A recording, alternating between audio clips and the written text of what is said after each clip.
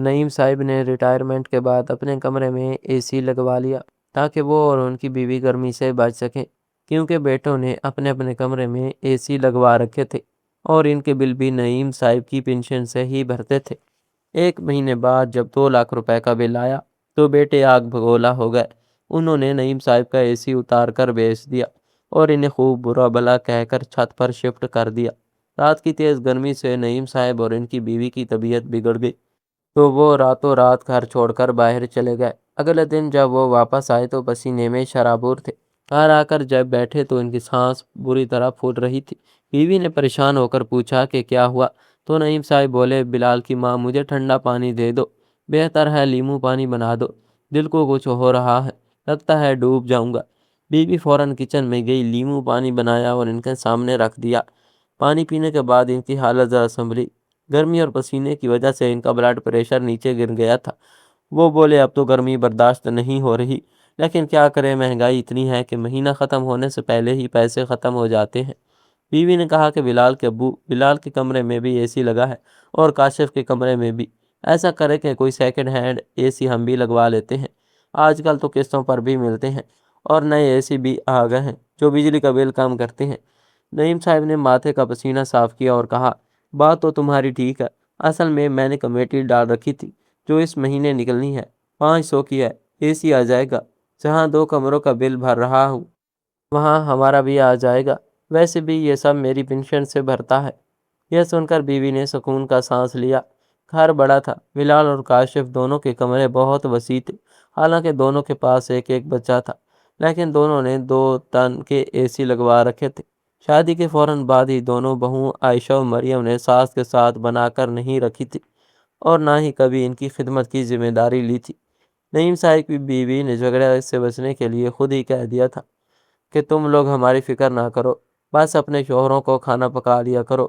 گھر کا ماحول اس لیے خراب نہیں ہوا تھا کہ بیوی نے کبھی سختی یا ساس بننے کی کوشش نہیں کی تھی۔ وہ اپنا اور اپنے شوہر کا کھانا خود پکاتی اور باقی اخراجات مل جل کر چلاتے۔ بجلی کا بل پینشن سے بھرا جاتا اور باقی خرچ بیٹے کرتے۔ نعیم صاحب کو شکایت ضرور رہتی کہ ساری زندگی قربانیاں دے کر بیٹوں کو پڑھایا لکھایا، لیکن شادی کے بعد بیٹوں نے ہمیشہ اپنی بیویوں کا ساتھ دیا۔ اگلے ہی دن بیوی کی بہن کا انتقال ہو گیا۔ بیوی روتی ہوئی گاؤں چلی گئی۔ وہ جانتے تھے کہ 10-15 دن سے پہلے واپس نہیں آئے گی۔ اب کھانے پینے کی ذمہ داری دونوں بہوؤں پر آ گئی۔ نعیم صاحب کو شوگر تھی، اس لیے وہ صبح 9 بجے ناشتہ کرتے تھے، لیکن بہوئیں 11 بجے تک اپنے اے سی والے کمرے سے باہر نہیں نکلتی تھی۔ انہوں نے بیٹوں سے کہا کہ اپنی بیویوں کو سمجھاؤ کہ میں صبح 9 بجے ناشتہ کرتا ہوں۔ بیٹے منہ بنا کر اپنے کمرے میں چلے گئے۔ اگلی صبح دونوں بہوئیں کچن میں تو تھیں، مگر برتن زور زور سے پٹخ رہی تھی۔ بڑی بہو عائشہ چھوٹی مریم سے کہہ رہی تھی، وہ بڑھیا بہانہ بنا کر گاؤں چلی گئی ہے اور یہ مصیبت ہمارے سر ڈال گئی ہے۔ مریم بولی، اتنے بوڑھے کے نخرے ہیں، ناشتہ 9 بجے چاہیے، دوپہر کا کھانا 1 بجے چاہیے، شام کو 4 بجے چاہیے، پتہ نہیں کیسے دن گزریں گے۔ یہ سن کر نعیم صاحب کا دل ٹوٹ گیا۔ بیوی ہمیشہ وقت پر ناشتہ دے دیتی تھی، کبھی ساگودانہ، کبھی دلیا اور چائے بھی بغیر چینی کی، لیکن آج بہو نے صرف بسکٹ اور 1 کپ تیز کڑوی چائے رکھی تھی۔ نعیم صاحب نے 1 گھونٹ لیا تو کڑواہٹ سے چائے واپس رکھ دی۔ آنکھوں میں آنسو آ گئے۔ وہ کچن میں گیا تو کچن بکھرا پڑا تھا، برتن گندے تھے۔ فریج کھولا تو بس روٹی اور پرانی سبزی ملی جو خراب ہو کر بدبو دے رہی تھی۔ نعیم صاحب نے کہا، مجھے بس 1 گلاس دودھ دے دو۔ عائشہ نے جواب دیا، پاپا جی، آپ کے تو بڑے نخرے ہیں، ابھی سبزی دی اور اب دودھ یاد آ گیا۔ یہ سن کر نعیم صاحب برداشت نہ کر سکے اور بولے، اپنے باپ کو بھی ایسا ہی کھانا دیتی تھی، یہ سبزی بدبو دے رہی ہے اور رات کی روٹی دے دی ہے۔ یہ سن کر عائشہ غصے سے بولی، ایسا کریں ماں جی کو بلا لیں، آپ تو وہی سنبھال سکتی ہے، ہم سے نہیں ہوتا یہ سب۔ یہ سب ان کے 8 سال کا پوتا سن رہا تھا۔ وہ فوراً کچن میں گیا، فریج سے دودھ نکالا، گلاس میں ڈال کر دادا کے سامنے رکھ دیا اور بولا، دادا جی یہ پی لیجئے۔ نعیم صاحب نے پوتے کو گود میں اٹھایا اور پیار سے چوما، بولے، تو میرا خون ہے نا، اسی لیے برداشت نہیں ہوا، دادا جی بھوکے رہ جائیں۔ پوتا ہنس کر بولا، آپ فکر نہ کریں دادا جی، جب میں بڑا ہو جاؤں گا اور میری بیوی ہوگی تو اگر وہ ماما کو باسی کھانا دے گی تو میں اسے روکوں گا۔ یہ سن کر نعیم صاحب کے چہرے پر ہلکی سی مسکراہٹ آ گئی، کیونکہ بچوں کی باتیں کبھی کبھی دل کو دہلا دیتی ہیں۔ رات کو بیٹے بھی گھر آ گئے۔ کھانے کی میز پر جو سبزی رکھی گئی وہ بھی عجیب سی تھی۔ حالانکہ کہا گیا تھا کہ مٹر پنیر بنا ہے، لیکن نعیم صاحب کو دیکھتے ہی لگ گیا کہ کھانا بس یوں ہی رکھا گیا ہے۔ وہ سوچنے لگا کہ بیوی کی کمی کتنی بڑی ہے اور اولاد کی بے حسی کس قدر تکلیف دہ ہے۔ ایک دن کھانے کی میز پر سالن آیا تو نعیم صاحب نے سالن پلیٹ میں ڈالا، لیکن پانی میں ٹماٹر اور پیاز الگ الگ تیرتے دیکھ کر غصے میں آ گئے۔ انہوں نے کہا، یہ کھانا ایسے بنایا جاتا ہے؟ ذرا دیکھو، ٹماٹر اور پیاز الگ تیر رہے ہیں۔ تمہاری ماں نے کبھی ایسا کھانا دیا تم لوگوں کو؟ عورت کے نام پر کلنک ہے۔ تمہاری بیوی نہ سلیقہ ہے نہ شرم۔ بلال نے فوراً بات سنبھالتے ہوئے کہا، اتنا بھی برا نہیں بنایا۔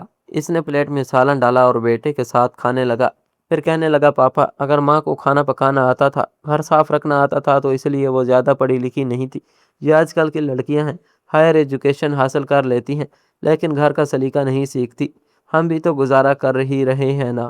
یہ سن کر نعیم صاحب مزید برہم ہوئے اور بولے، تعلیم اگر شوہر کے باپ کے سامنے زبان چلانے سے نہ روکے اور سلیقہ نہ سکھائے تو بیکار ہے۔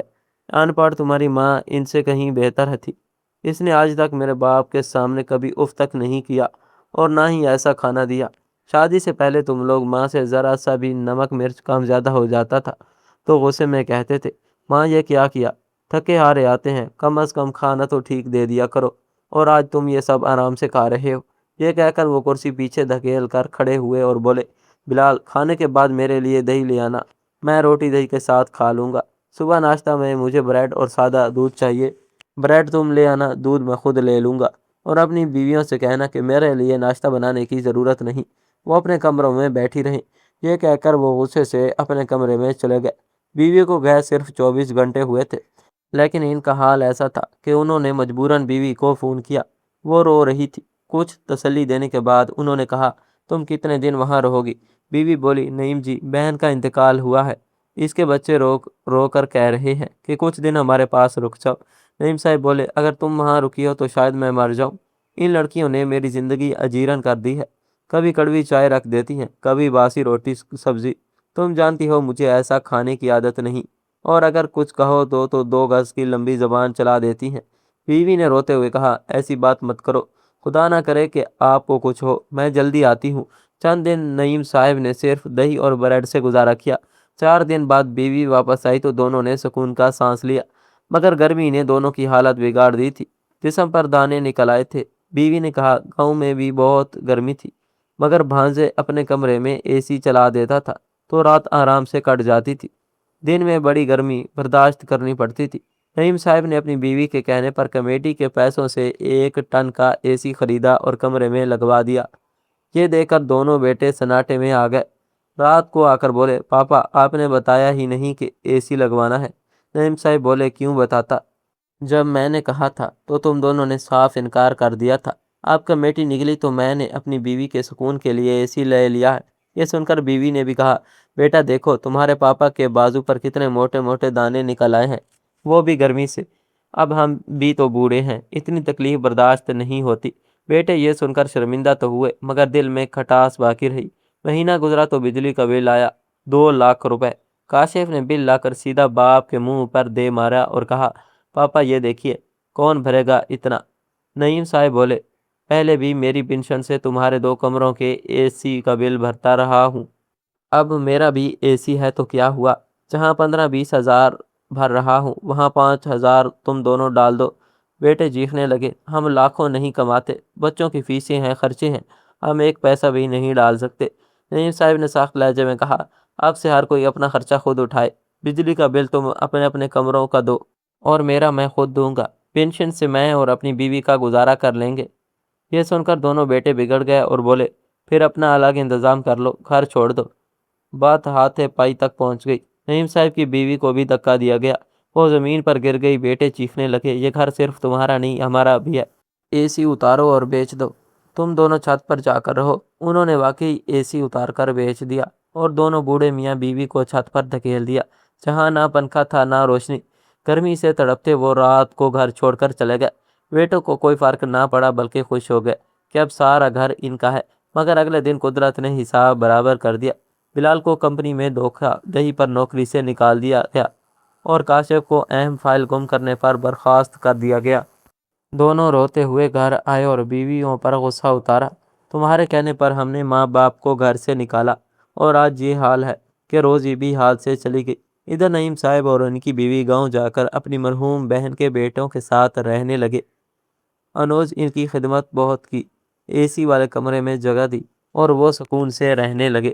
نعیم صاحب نے دوبارہ شہر کا رخ نہیں کیا۔ بیٹوں کا حال یہ ہوا کہ دونوں کی نوکری چلی گئی، گھر بھی قرض میں جا کر بک گیا اور آخرکار بیویاں انہیں اپنے میکے لے گئی، جہاں انہیں ہمیشہ تانے سننے پڑتے۔